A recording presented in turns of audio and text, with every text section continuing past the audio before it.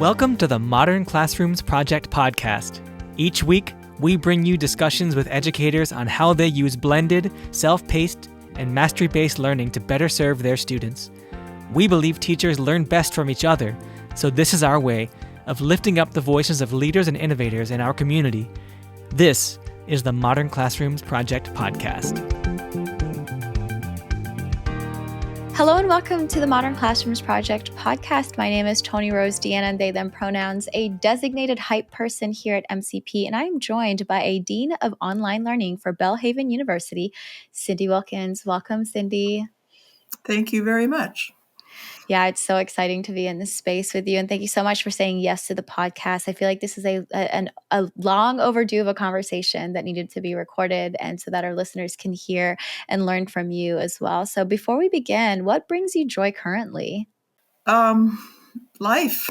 I love my job. I love my family. I love everything about life. And working with adults who teach children is now my job rather than working directly with the children. It took a little while for me to get used to that. I kept thinking, but I'm not meeting the kids. How can I help the kids? And it took a while to make that mind shift of I'm now helping people who can help kids. So that's even more kids. And that's what brings me joy. Yeah, and it's such an interesting shift too, because that was definitely how I had been thinking about it as well. I'm not in the classroom, so what's my impact? And my mom used to always say, when you work with teachers, when you work with adults who work with children, your impact is even larger. So it's really great that you started that off. And I really love this question too, because it starts off with what humanizes us, right? Like, what are the things that bring us joy? So thank you for sharing yours. So Cindy, tell us a little bit more about who you are and how you started your education or your MCP journey. Well, I was one of those who was never going to be a teacher. My mother's a teacher. Every time I had a break from school, I had to go to her classroom and help her be a teacher. And I said, I will never do this. Fast forward several years, I have 2 ADHD children and lots of issues with schooling. I knew before they went in school I was going to have lots of issues with them. So I became a Montessori certified instructor and got hired as a Montessori teacher at their school. And that kind of made me realize maybe my mom wasn't so dumb after all. Maybe I could be a teacher and enjoy it. It's amazing how your mom's always right. It just takes a while to figure it out. But while I was doing that, because the only certification I had was Montessori, I started on the road for a master's degree in elementary education and finished that up a few years later. Got my teaching certificate and was hired to teach middle school mathematics and loved it. Found the Montessori training, when you put it into a public school setting, raises a lot of eyebrows. But it's such good teaching. It focuses on the individual student. It focuses on finding the obstacle to learning and removing the obstacle rather than finding what's wrong with the kid. You don't look for what's wrong with the kid. You look for what needs to be adjusted in the environment.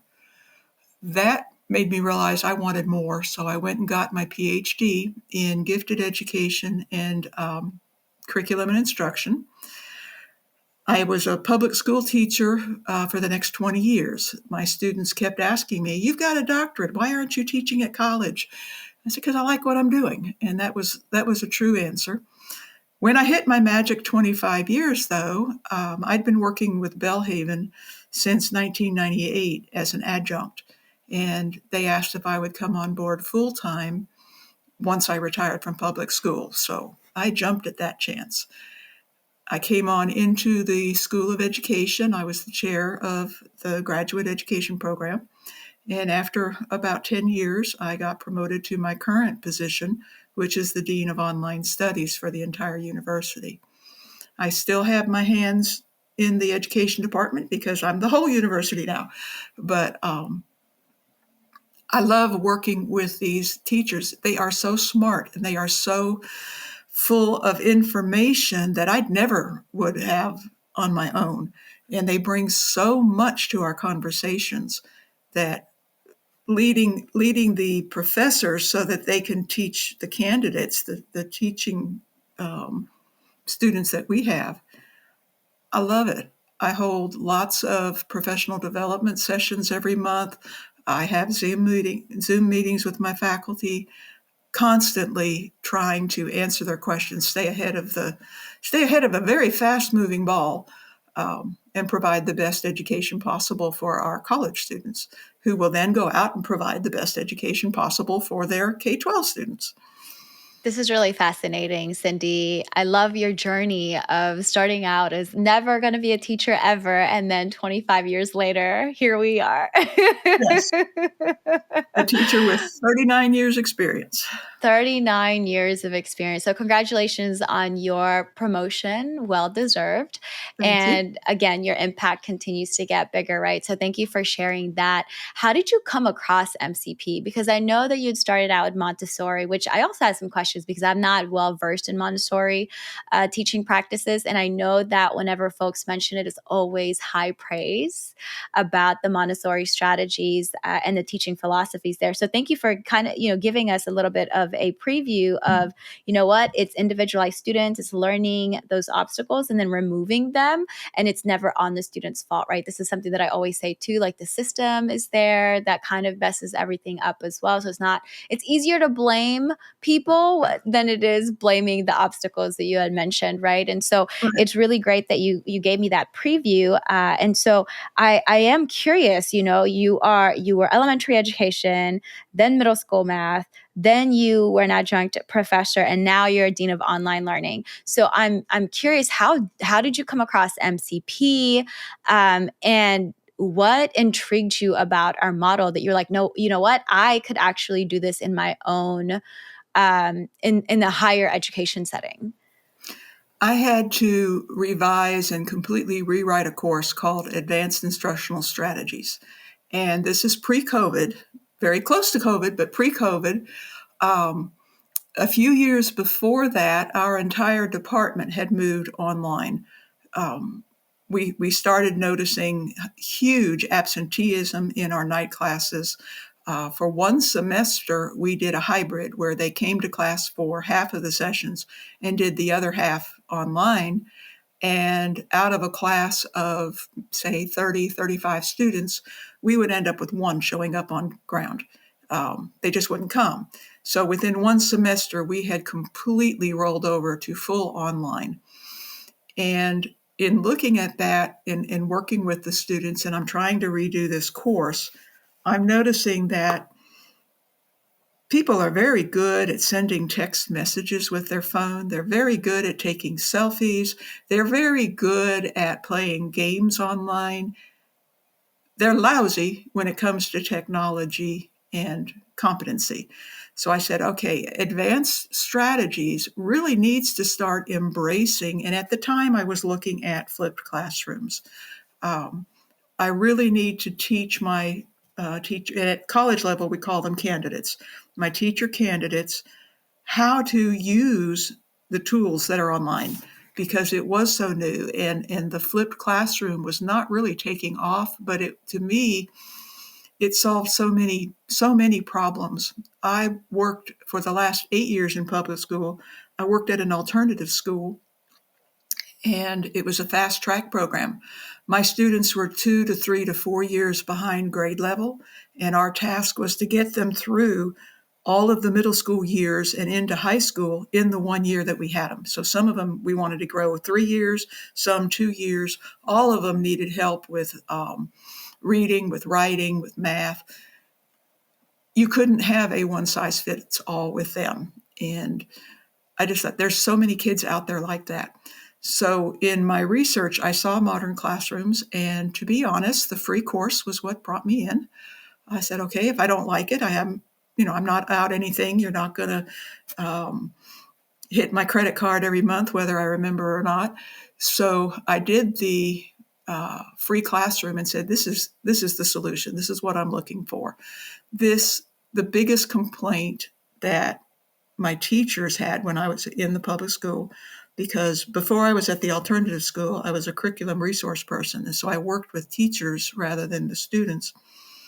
how do I give my tier 3 remediation to these 2 students? What do I do with the other 28 in the class? And I never really had a good answer for that. And I saw that Modern Classroom had an answer, a very workable answer. So I finished the course. I built my class, my college class, around the free course. My students are required to complete the entire free course. I give them 3 weeks. I want them to do it in 2 weeks, but I give them the extra week. During those first 2 weeks, that's when I front load them with other instructional strategies. We emphasize Marzano's strategies. Starting with week 3, they start building a Modern Classroom course online. If they don't have their own, I tell them to use Google Classroom. The first week 3 is pull your hair out by the roots for the professor, because weeks 1 and 2, they're supposed to set up a Google Classroom and give the professor access. The biggest issue is they use their school's server to set up their classroom. There's a firewall there. I cannot penetrate that firewall. And so to convince them you need your own private account outside of school, it's amazing how long it takes to get everybody to have their own account that I can get into. Then week 3, I demonstrate how to use Google Classroom, how to upload the things. We really hit the different parts of the Modern Classroom free training. And so weeks 4, 5, and 6 are identical to week 3. I want them to have 4 separate units in Modern Classroom. The first unit is usually lousy. Lots of hair pulling, lots of angst, lots of wailing and gnashing of teeth. And by the time they get to week 6, they're going, man, this is easy. Boom, boom, boom, I'm done. And that's why I put it in 4 different times. They aren't going to get it the first 2. Most of them get it by 3. And then by 4, I usually have a couple of stragglers where I'm meeting with them via Zoom to finish the job. But that's how I started doing it. When I took my current position as dean, I had to turn over the teaching of the course.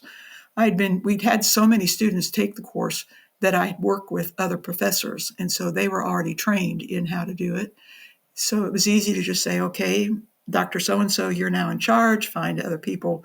And it's still going. We have, I would say, between 20 and 50 students a semester taking the course. And it's become even more important because what was nice, the Modern Classroom hit the year after COVID. And the comment after comment was, I wish I had it when we had COVID. This would have solved my COVID problem. Now, I know I'm in the deep South, so we don't have a whole lot of weather days. We have hurricane days or tornado days. We don't have snow days. But they've stopped giving that. If you can't go to school, you move online. Well, if you've got Modern Classroom set up, who cares if you're in the classroom or at home? The kids just keep going. The only thing you have to watch are the mastery checks. But everything else, you've given control and power to the kids. You've maintained control over your classroom, but the kids now have choice, and that is so important. Even down at the first grade level, they've got to have choice. I did a little bit of this with my granddaughter. She was kindergarten, first grade during COVID, and it really hurt her. But she loved it. She goes, why can't my teachers do this? And I said, I don't know. Tell them about it. But just the autonomy is so wonderful.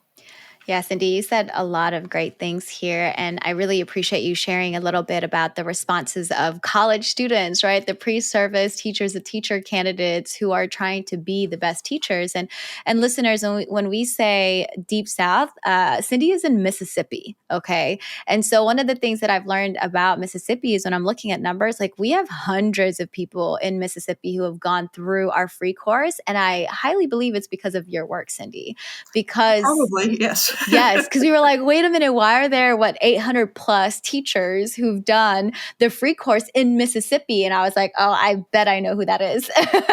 What's really neat is, I'll give you 2 examples.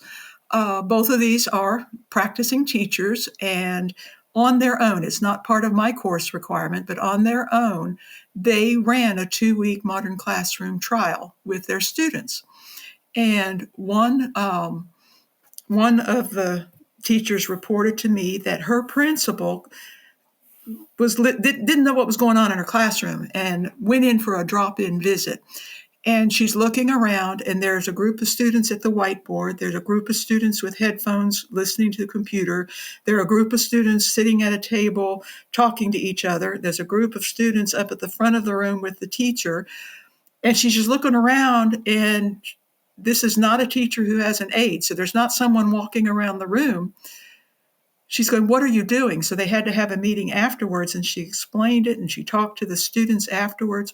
The students begged that teacher, let's do it again. Let's do it again. Because they knew they were mastering stuff. They got their mastery checks. The second one, almost identical situation.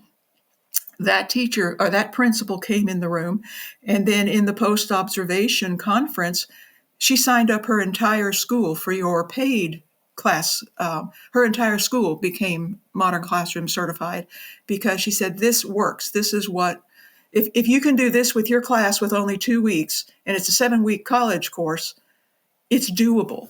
I emphasize, please take it small. Don't try to do your whole school year, in one. Take it small. And what that principal did was she divided her grades up, and each one took a different unit.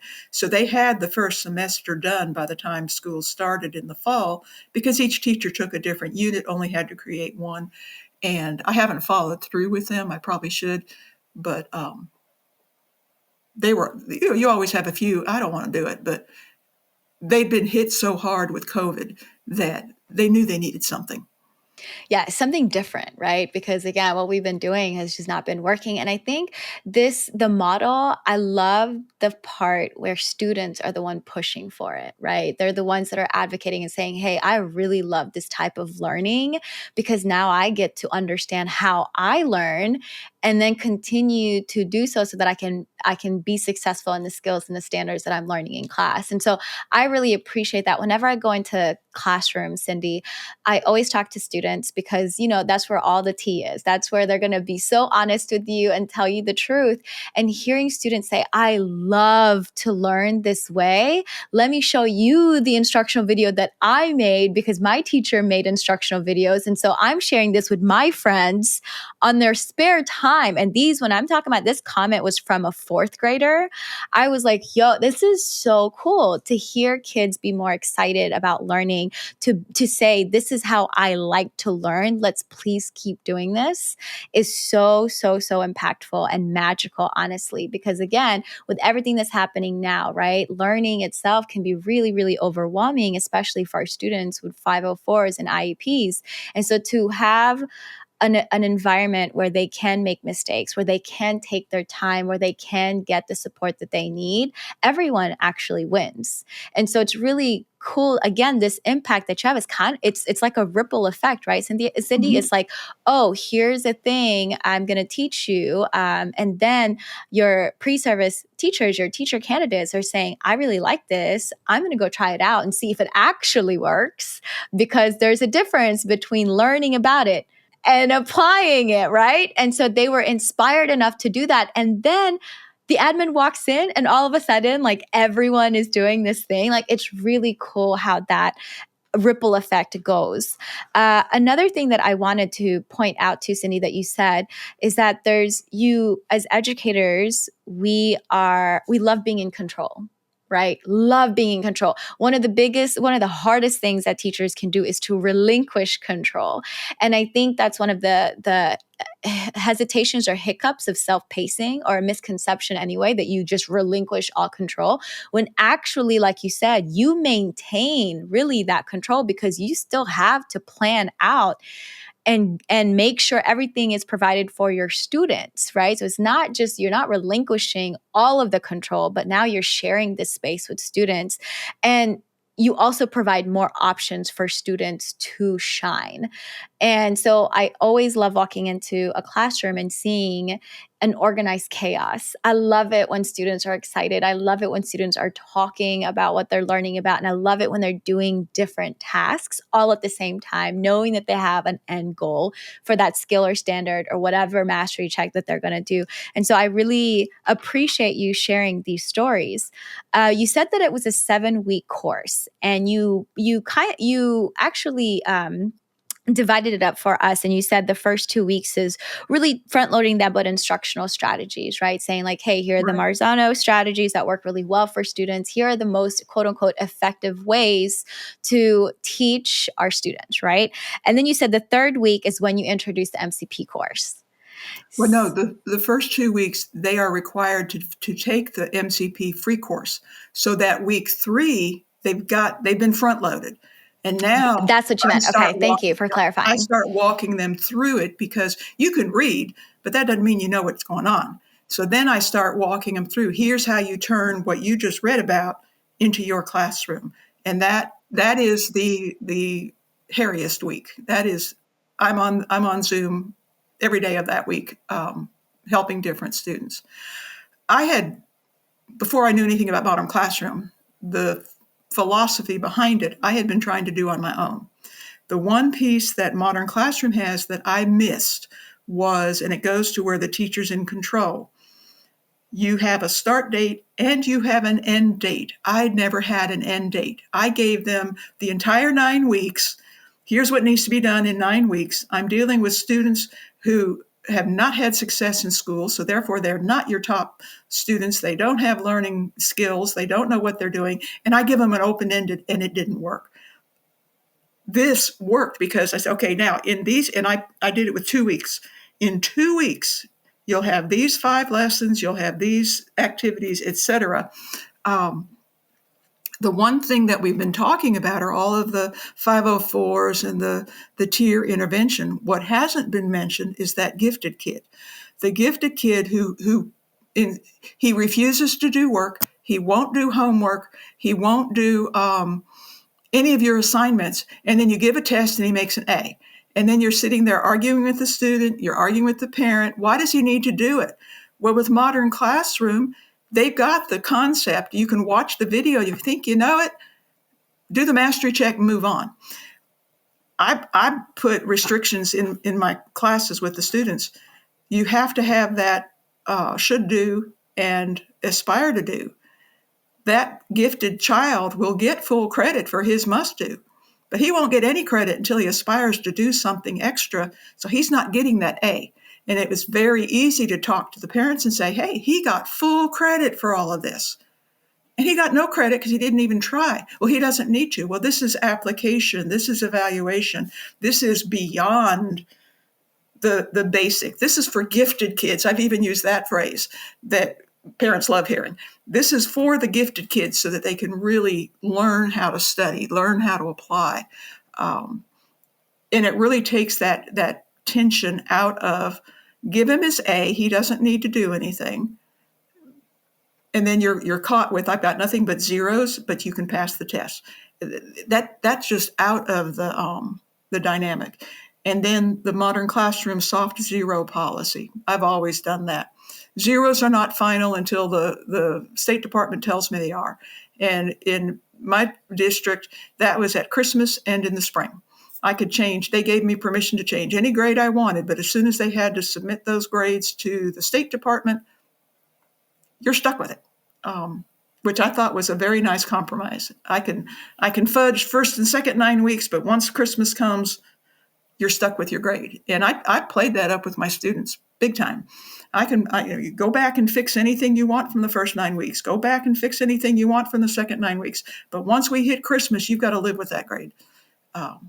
That was very motivating, especially for my struggling students, to be able to have a soft zero. Yes to all of that. I think, Cindy, it's really interesting. I had a conversation this morning actually with another educator, and I was talking about the model, right? And I was saying it's a really good way for students to work on their executive functioning skills, right? The prioritization, the time management. And then I realized, I was like, you know what? We're actually also discreetly helping our teachers do the same. Mm-hmm. Because you said, there are hard deadlines, right? There are hard deadlines for self-pacing when it comes when we do a self-pacing environment for students, we need to have those hard deadlines, because if not, everything's going to be chaotic, right? Everyone's going to be all over the place all the time. My college students can't do it without a hard deadline. Right. And so and just what you said, just like what you said, you tied it back beautifully, actually. As teachers, we also have that hard deadline. Christmas and spring, right? Like those dates, like, oh, we have to have our grades in. That's the hard deadline. And so it's really interesting that I'm like, I'm always constantly talking about students and their executive functioning skills, but really it's all, not but really. And it's also for the teachers, because if we think about the must do, should do, aspire to do, right? We're also pushing our teachers to prioritize what's the most important thing for our students to learn, rather than giving everything to the students and then being overwhelmed with all of the things that we have to do. I really love that you also brought up gifted education, because again, oftentimes we don't talk about our gifted students enough, right? I know that as teachers, we always want to bring the students who are already struggling up. And so therefore we forget about the students who are already up there. And so they're not challenged, they're forgotten, they get frustrated. They don't do the work because they already know how to play the game, right? Compliance, I don't have to do any of this. As long as I ace my test, I'm good to go. One other thing that I like that you said that, hey, there's like this aspire to do that our gifted students can do. One of the things that I also did in my classroom, and I've said this multiple times, is opening up the opportunity for students to tell me what they want to aspire to do, right? And so I'm not creating quote unquote more work for them, but essentially it's them telling me how they want to show their mastery in different ways, right? So like the must do is like, we have to do these things, but then you get to your aspire to do's and it's like, now you're going to put in all of the things that are relevant to you, all the things that are interesting to you, and then creating a piece that shows your mastery on whatever it is that we're learning. And so it's that real world connection. It's also that relevance. And so it worked really well. And it also motivated my students who needed a lot more help to be like, oh, I want to do that thing, right? Like I am going to aspire to do that because that looks like so much fun. I get to, That looks like fun. right. Like I get to now apply really what I'm learning into something that I'm excited about. And so I really love that piece too. And so I appreciate the work that you've done with MCP and just pointing out, like, have the hard deadlines, the suggested deadlines and the hard deadlines, and then also implementing soft zeros, right? Because a lot of the times teachers, there's this power dynamic, right? Like as a teacher, I'm the one who's going to give you zeros because you don't do it, because you don't do what I say, I'm going to give you a zero. And that's just going to be it. And with modern classroom, we're shifting away from that mindset of like, you know what, it's a soft zero. We can always go back and change it, revise it, as long as you also, as a student, revise it yourself. Well, we changed from the you don't get it to the not yet. Right. You don't get it. You don't get it by this hard deadline. Not yet. But in 2 weeks when you do, it clicks, come back and fix it. The other thing now this I have to give to one of my teacher candidates. She put down as an option on the aspire to do was to teach somebody else a skill. And that ended up blowing up in a beautiful way, because normally in a regular situation, you take your top student who's bored and assign them to be a tutor. So they're not learning anything new. They're just teaching. What she found in her classroom, she put a very long linear progress chart where the students put little stickers to show what they had the skills where they were. So any student who had mastered a skill could be a tutor for any student who did not have a sticker in that column. That let your slower students, your lower students, the ones who never get taught to called on to be a teacher, hey, I've mastered that, I can help you. It takes somebody who knows what a struggle is to explain to a struggling student how to do it.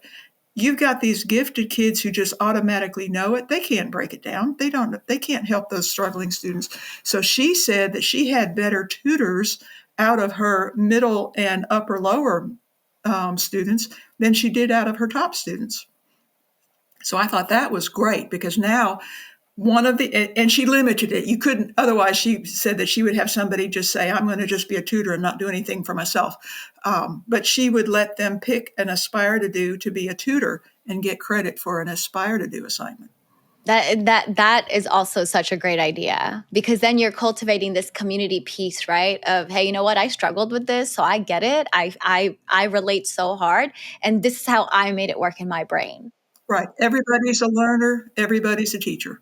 Yeah, and it's such a good point too, because we do often depend, we meaning educators often depend on our students who are gifted and more advanced to do the teaching for us all the time, because we are doing all the other things. And so it's nice. We've got to do the tier 2, tier 3. Yes. Yeah. So it's such a nice reminder to step back and really provide an opportunity for all students to become a tutor. Because again, I always tell my students, if you can talk about it, then you can be about it, right? Like if you can get someone else to understand, that means you have truly mastered that concept. But if you're over here just reading and just like clicking on your multiple choice, whatever, but then you can't talk about it, that's really not showing anything. It just shows that you knew how to pick the right answer. You checked the box. Yeah, exactly. So I love that this teacher that you're talking about, this teacher candidate, provided guidelines and opportunities for students to shine, and then sharing that piece of impact, right? Of being like, yo, my students who were really struggling with the content were so excited to be a part of this tutoring responsibility, right? Because now you're providing, you're creating trust, you're creating confidence, you're creating a community that students want to be a part of, because it's okay to be bad at one thing. It doesn't mean you're going to be bad at all the things. Right. And so it provides that balance too of like, oh man, I really struggled with 6.1, but then I got 6.2. So then that builds up. And maybe I could go back and relearn 6.1, right? Like I could really be like, and relearn 3.3. Right. And I get it. And so yes. This is, you're sharing so many wins with your pre-service teachers. And I know with your teacher candidates, because I know in my head, I'm like pre-service teachers. So I'm going to switch that to teacher candidates. These are master's level students that I teach, but half of them are alternate route and haven't taught before. The other half are practicing teachers who are going for a master's. So I've got both ends of the spectrum. The only thing that's common is they're not teenagers. They're in their 30s or 40s. They're either going for an extra degree, or they're going for a second career. So it's definitely adult learners. Yeah, thank you for clarifying that, because that is a huge difference, right? Like these are adults who have some kind of professional background. And so that is really great. Thank you for providing that piece as well. So the teacher candidates, now I'm I'm even more intrigued, honestly, Cindy, because I've worked with educators who are going through a program to get them certified to become teachers, right? Like you said, career changers. And you said like, the similarity is that they're all adults, but they're all learning this strategy. And so what's the did they have different reactions? Like, would you say that the career changers were like, oh, this is dope, and then the teachers were a little bit more hesitant, or the other way around? Like, how did that differ, having two different types of groups? My alternate route candidates are the ones that are scared, because they don't have the classroom experience. So they can't say, well, I know I tried this strategy. I didn't know it was Marzano, but they don't have that background. So everything they're doing is blind, and they have to blindly trust when we say it will work. They haven't worked out their own classroom management plans, or they have a beautiful plan on paper that, of course, goes in the trash as soon as the kids show up, because that's what happens to plans. So my masters who already have either a traditional route to education, or they've been teaching for a while, those are the ones who are, I won't say scared, but challenged by going into Google Classroom.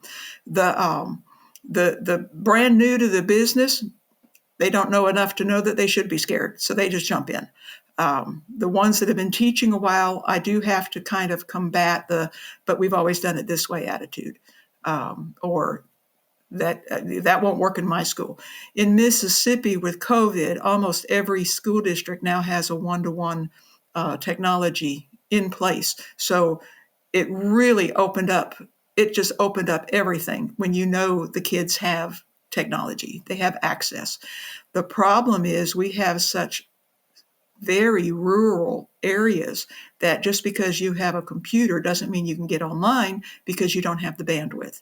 So we still have to worry about inequities in technology, but at least we're getting there. It used to be we're worried about having enough toilet paper for everybody in school. Now we're working about bandwidth.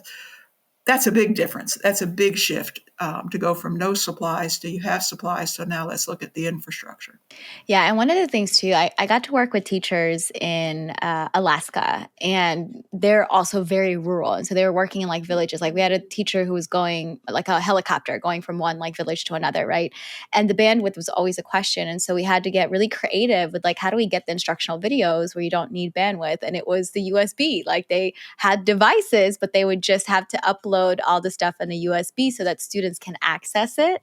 And they had like a particular person who was in charge of uploading the videos and the kids' devices, but it was just like a whole community coming together to make sure that students have access, which I think is so beautiful. And you're so right. I mean, even working with some teachers in rural South Georgia as well, like we would be on a call like this, Cindy, and it would just like disconnect, unstable. Like we can't have conversations. And so they'd have to call me on the phone and be like, hey, like, can we just get on a call, a phone call so we can have this conversation? So, and that's something that sometimes people don't think about because they're not in that environment. So thank you for bringing that up as well, because there are a lot of rural schools, especially in the South, right? And I can tell where my students live because when we have our weekly Zoom meetings, they're the ones that keep blipping in and out. They're the ones where it says unstable. I say, okay, what part of the Delta do you, where are you? And it's always, it's the Delta, Mississippi Delta, low bandwidth, but you make do. You find out what your challenges are and you address them. Yeah. And that was something. So I went to a conference recently and we were talking about like the future of competency-based learning. And there were 4 like challenges or 4 things to keep in mind, right? AI is one of them. The relevance gap between like the ages, right? Like Gen Z, Gen Alpha, like what is the relevance of what they're learning in class? And then one is everyday disruptions. And there was another one that I forget, but the everyday disruptions really piqued my interest because it just so happened that everyday distractions or interruptions could literally be like weather related, right? A snow day, like you said, a hurricane. It could also be games, right? Like students are having to be pulled out because they're going to go run a track meet or something, right? It could also be doctor appointments. Like there's so many disruptions and interruptions that are happening every single day. And so it's like one of those things where I'm like, wow, self-pacing could really work for this because students can really, once they have access to that information. And of course, like if it's a hurricane, like if there's no power, there's nothing going on. Right. There's nothing. You can't do nothing. You can't do anything, right? Like that is totally understandable. That is life. And also it's really nice to know that if that weren't the case, if they did have power, if it was just like, a snow day or whatever, right? Or they just had to leave early for whatever reason, then students still have access to all of their learning. So, because oftentimes teachers are like, well, we don't have enough time because we have all of these like whole school meetings, or now we have a dance, or like we have this, whatever concert celebration that's always interrupting learning. The learning actually continues because of self-pacing. So there's not really that many distractions. And I was presenting at a conference, Cindy, about self-pacing. And so the participants were were working on their own self-pacing. They were exploring and feeling, and seeing how it feels to self-pace. And then the fire alarm goes off. And so it was just like so chaotic. Perfect. Everyone's like, oh my gosh, you have to go. And of course, I didn't come back to the session because, again, it was just all chaos. But in my head, I was like, you know what? They have access to all the things that they need to have access to. So a lot of them were so intrigued. And I know that they're going to go home and like work on that, or even like probably, going back into their hotel rooms after the conference day, being like, wow, this was really cool. I'm glad I have all of these resources to look back to and review whenever I have the chance. And I just think that's so great. It's so great. I love that. The question about your the students who are doing this alternative route, right? Like the hesitancy of also not being able to compare it with anything because they're just coming in brand new, right? They're just like, okay, cool. I don't have the classroom experience to be able to say whether or not this is going to work. And then versus like the teachers who've been there for a while who are like, oh no, but like, what do you mean I have to change so much of what I'm doing? And that's something that we also experience in our own like mentorship through our virtual mentorship program too, of teachers who are often like, but I've been teaching 20 plus years this way, and now you're telling me that I have to shift it. And it's like, no, we're not telling you to shift it. I think we're just asking you to reflect and see like which parts of your teaching practices do you want to make better, right? And I think having that conversation is really important too, of like, you're not going to have to start from ground zero. You already have so many strategies and tools that work for you. So let's utilize those strengths that you already have and enhance what you're doing so that it is more student-centered and it's not just all about teachers doing the work for the kids, because that's oftentimes what happens. Yeah, that brings up a big paradigm shift that my teacher candidates have to do. Most of them are in a school where they have to have bell ringers and they have to have exit tickets. And that is all oriented around everybody's done the same thing for the whole hour. So how do you do an exit ticket when everybody is literally doing something different? How do you do a bell ringer when everybody is at a different spot?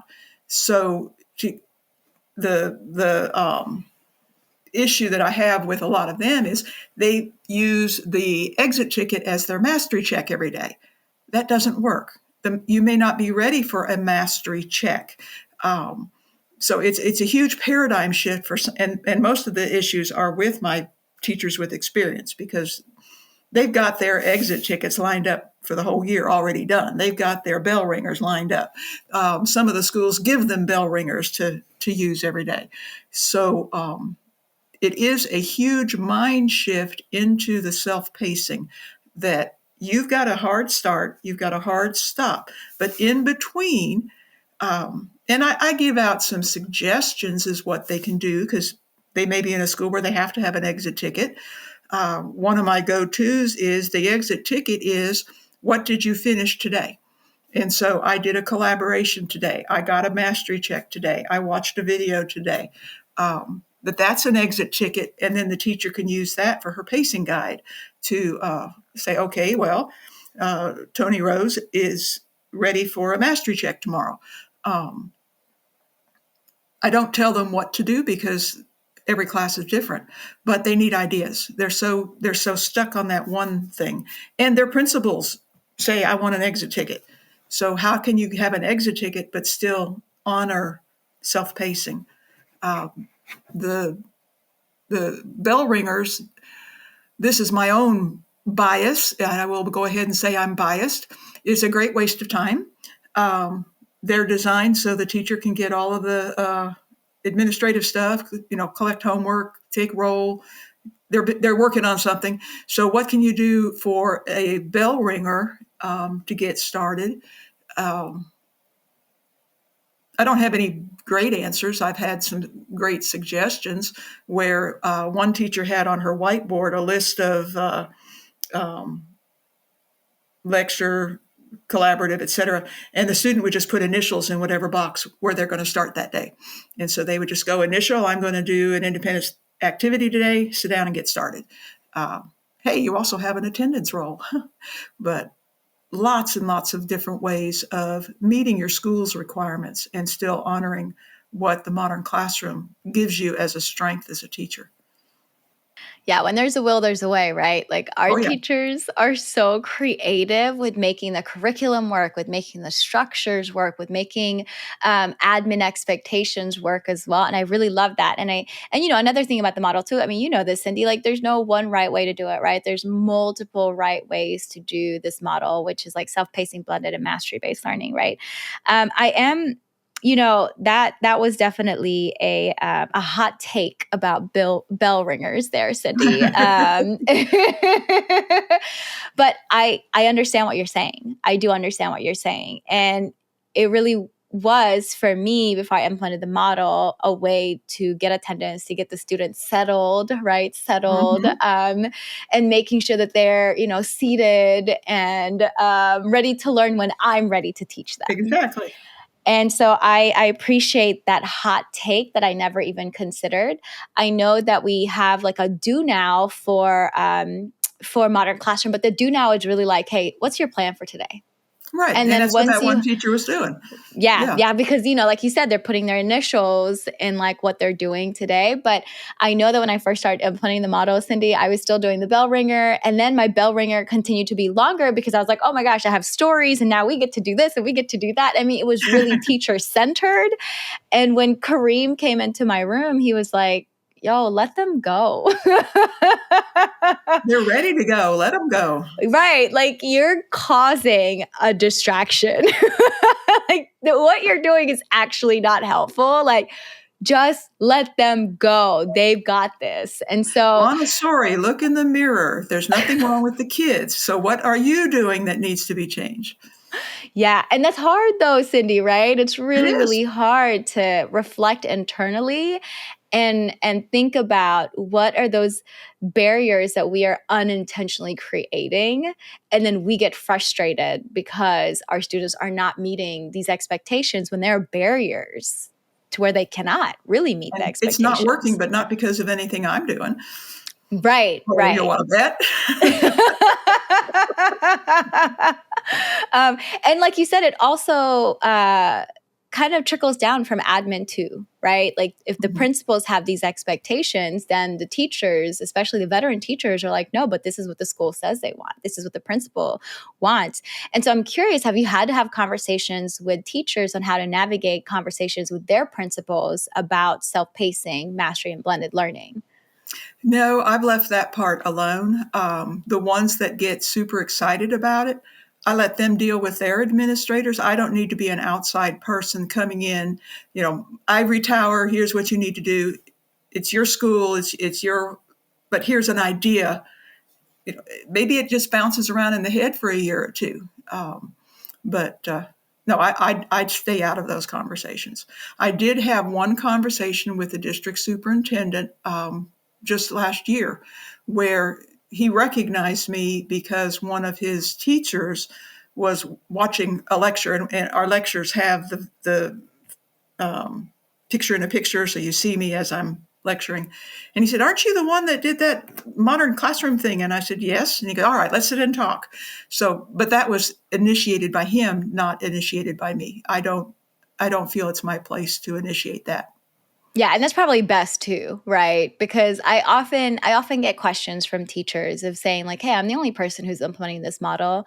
There's pushback that's happening from admin, and I don't really know how to have those conversations with admin." And so that's something that I'm also still figuring out, like how can I support educators who are implementing the model and want to have conversations with their principals so that there's a better understanding. And I think Now, I will have one-on-one with my teacher candidates and give them some suggestions. I normally say, ask them to come watch you implement it. Reassure them that you're just doing it for a 2-week trial. You're not just jumping off the ship and hoping you can swim. That has worked the best. Yeah, that's what I tend to say too. Like, just invite them in and then answer any questions that they have, because honestly, like it's out of curiosity. Resistance is out of curiosity. They have no idea what's happening, and so there's going to be resistance there. But when you open up your space and invite them in, so they can see how it works, and then you can answer any questions that they have, then that works really well too, right? It kind of again brings down that tension and alleviates that stress of like, I don't know what you're doing, and I don't know if this is going to make me look bad. And I also really really love that we offer a modern school leader cohort now. And so for school leaders who are, asking questions, who want to know more about this model, we have this cohort for leaders specifically, so that, it could be for principals, instructional coaches, superintendents, anybody in the district join in. And so they can have thought partners with other school leaders to figure out, like, how can we roll this out? How can we better support our educators who are trying to do this thing? And then how can we also tie it in with our strategic goals, right? Or like whatever else that they're having to do as school leaders. And so it's just such a beautiful space too, where again, they're just teaching and learning from and with each other. So, you in the beginning of this recording too, Cindy, you had already said, hey, start out small. Don't do like all of it all year long. Like, move pebbles. And I cannot say that enough, y'all. Start small. Build up your confidence, build up your students' confidence, and then add on. I would say try the entire model if you have a whole team behind you, right? I had 3 other 6th grade English teachers with me. So it was all 4 of us working together to create all of the resources, to create all of the conversations that needed to happen with stakeholders. So we had a whole team who implemented all 3 pillars of our model. But if you are the only one and you want to try something differently, like you really want to do small things, small pebbles, moving small pebbles. So do you have any other like tips for college professors, for, people who are professors in higher education, right? If it's a graduate study, undergraduate, like what are some of your tips when, again, shifting this paradigm, right? When introducing this quote unquote new concept of teaching and learning, what are some advice that you have? I vet the professors who teach this course. I want to pick somebody who's comfortable with technology in the first place. I pick the professors who already go the extra mile by holding more Zoom meetings than they need, who reach out to students, because you really need a different level of engagement with your class with this, because it becomes very highly stressful to those teacher candidates, because it is so new and they want their A. I mean, it comes down to they want their A. So for the faculty, I made them finish the modern classroom training. And I had a couple of them tell me, I don't want to do this, which is what the whole point was. I want only people who want to do this.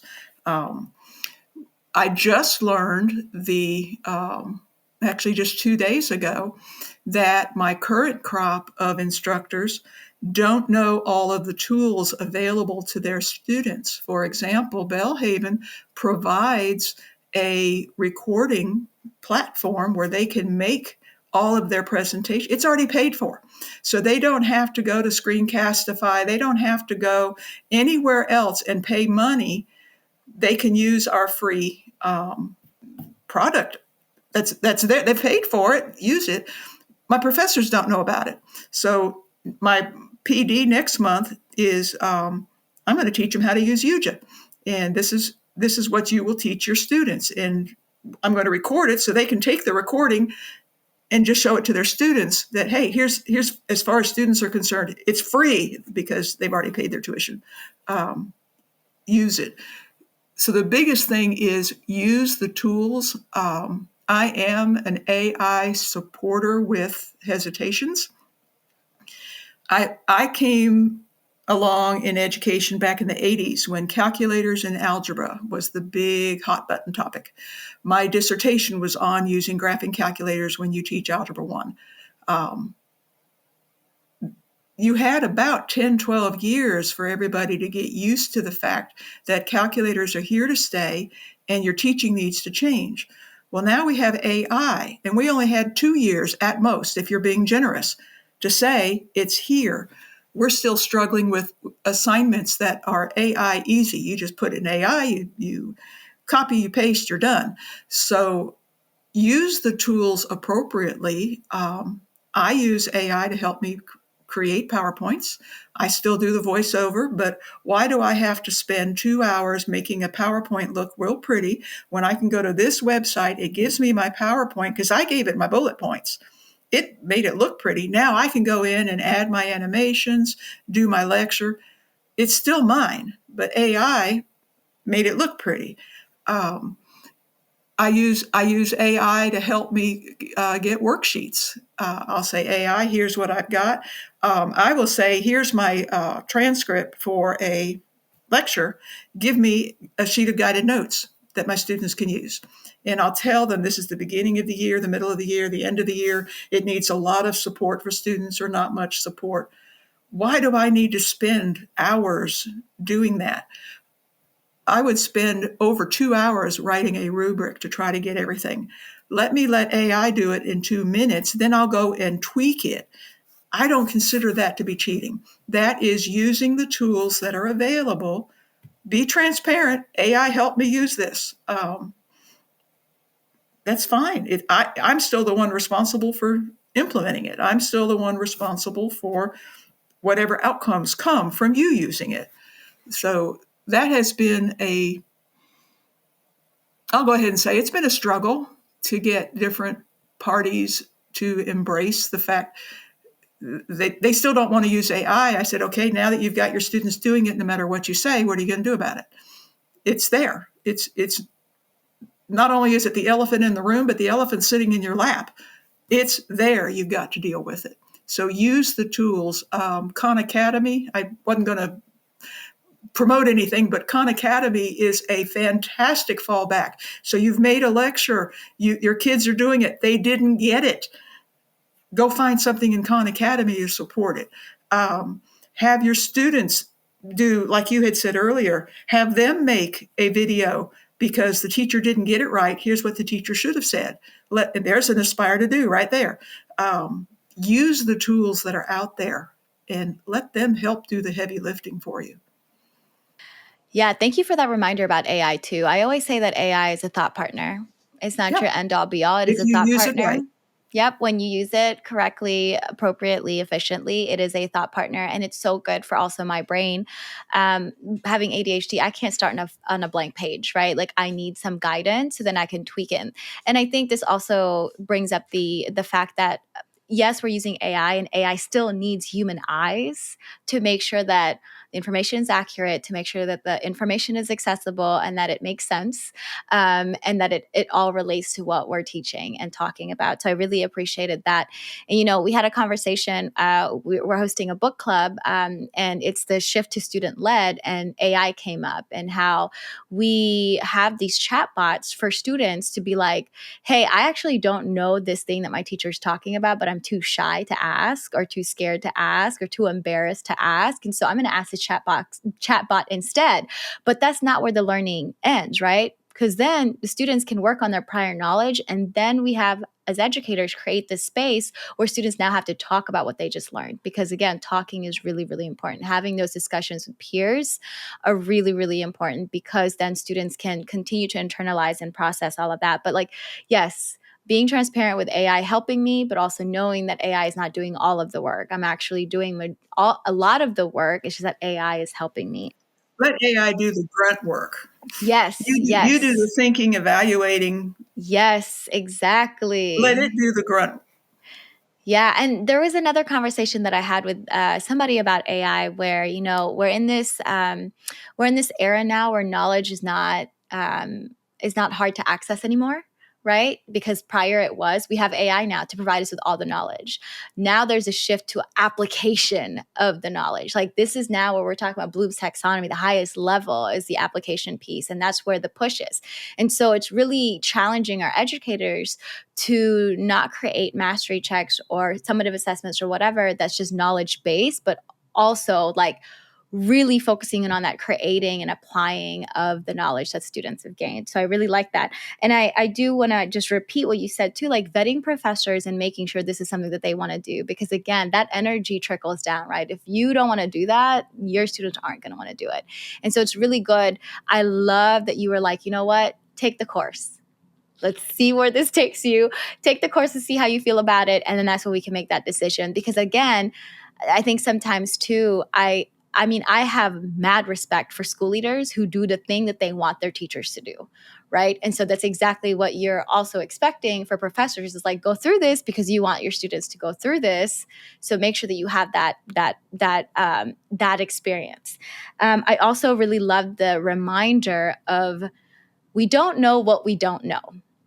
So when you realize, oh my goodness, they don't know the resources and the tools that are actually provided for them for free, you're like, I'm going to create a PD here. Because again, we don't know what we don't know, right? So having those conversations, again, that's why it's really important to have conversations with people to see what's lacking and what is not being utilized because they don't know that it's there is really important. So I love that you were like, oh, they had no idea. So now I'm going to teach them how to do it. And then you're going to create a video that they can just continue to use so that they don't even have to create that video. So I really love the support that you are providing for the professors that you're working with to continue teaching this class that you created. So I'm just so appreciative of you, Cindy. Like, again, when I tell you, we look at our numbers from Mississippi a lot, maybe like not a lot, like once a year. And we're like, oh my gosh, it's quadrupled.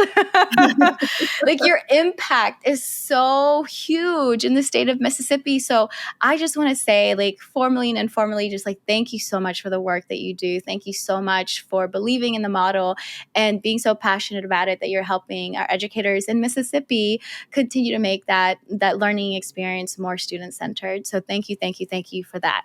You're most welcome. And so, Cindy, is it okay if I ask you how our listeners connect with you? You could totally say no as well. C. Wilkins at belhaven.edu. Perfect. Beautiful. Well, and listeners, we'll have that in the show notes as well in case you have any questions for Cindy, because again, this is great, right? Like if you're a K-12 teacher, we're really creating the student to be better prepared in higher education, right? And then also if you're like, hey, I don't know how this works in higher education, I'm curious, definitely hit up Cindy as well. So again, Cindy, thank you so much for all the work that you've done. Thank you for sharing your experiences. This is long overdue, like I said before. I'm so glad I got to capture it because you and I have had lots of conversations because you also present at conferences and tell more people about the work that you're doing. It's so great. Like we couldn't do this work without you. And so I am just really appreciative of the things that you've done for your teacher candidates. And so, yeah, I appreciate it. Well, I'll be at Mecca here in Mississippi in February and give a brief overview of the model, but focusing on tracking, teaching tracking and student tracking, because you got to have both parts. Yes, and yes. So looking forward to that. And we'll definitely drop the information, the details about Mecca as well if you're going to be around the area. So with that being said, Cindy, thank you so much. You're welcome. Thank you so much for listening. Listeners, remember you can always email us at podcast@modernclassrooms.org, and you can find the links to topics and tools we discussed, as well as more info on this week's announcements and events in the show notes for this episode at podcast.modernclassrooms.org. We'll have this episode's recap and transcript uploaded to the Modern Classrooms blog on Friday, so be sure to check there or check back in the show notes for this episode if you'd like to access those. And if you enjoy our podcast and it's been helpful in supporting you to create a blended, self-paced, mastery-based learning environment, we would love if you could leave a review. That does help other folks find our podcast. And of course, you can always learn the essentials of our model, if you want to go beyond the podcast, through our free course at learn.modernclassrooms.org. And you can follow us on social media at modernclassproj. That's PROJ. We are so appreciative of all the hard work you do for students and schools. Have a great week, and we'll be back next Sunday with another episode of the Modern Classrooms Project podcast.